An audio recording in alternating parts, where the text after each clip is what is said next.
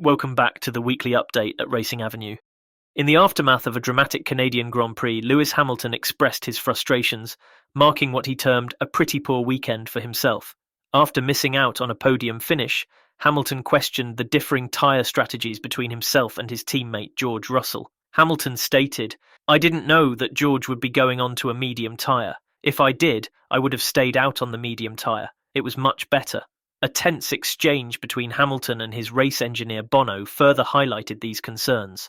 Despite Bono's assurance that the hard tyres would be optimal, Hamilton felt the choice compromised his race. Bono explained that Russell had switched to hards during a previous safety car period, which left Hamilton puzzled and concerned about the team's decisions.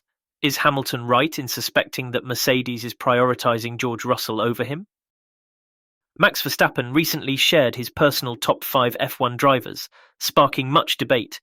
His list included Michael Schumacher, Ayrton Senna, Fernando Alonso, Lewis Hamilton, and Juan Manuel Fangio.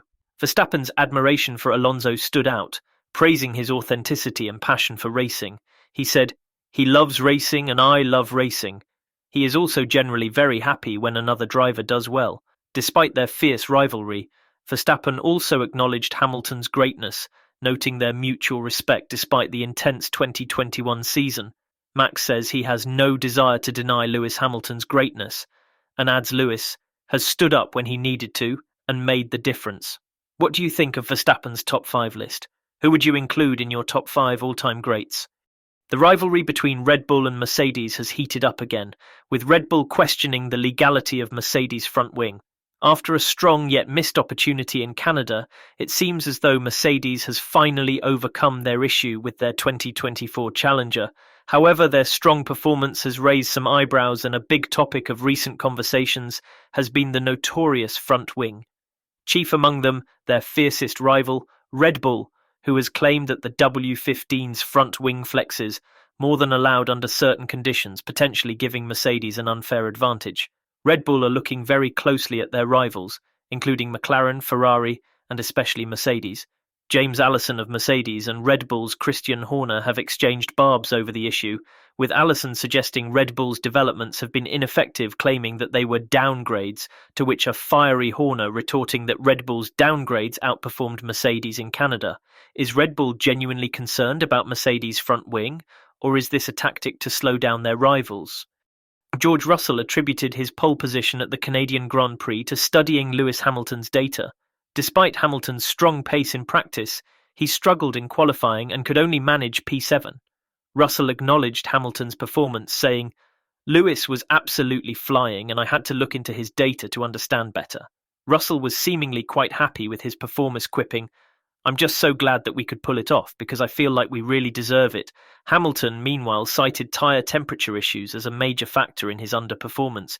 "The tyres were working, then we got to qualifying, and every time I went out of the garage, my tyres were for some reason below on temperature." Are rumours of Mercedes prioritising Russell over Hamilton valid, or is Hamilton's form just a temporary slump?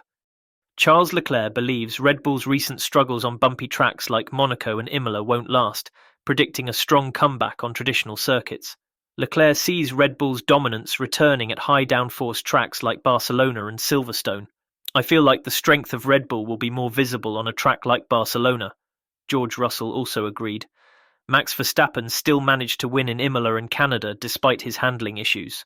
McLaren's Lando Norris has acknowledged that Mercedes will be the 4th player at the front from now on. Norris thinks after their strong showing in Canada, they are in the mix. If they're quicker in the next few races, then it's only going to make our life more exciting. Do you think other teams can keep up with Red Bull, or will they reassert their dominance on traditional tracks? The FIA has lowered the minimum age for F1 drivers from 18 to 17, potentially opening the door for Mercedes junior driver Andrea Kimi Antonelli. This change, along with the removal of the road car license requirement, could see Antonelli make his debut in 2024. This decision has sparked controversy, especially when compared to Colton Herta's situation. Critics argue that the FIA shows more flexibility for European drivers, as Herta did not receive the same leniency when he attempted to join the F1 grid.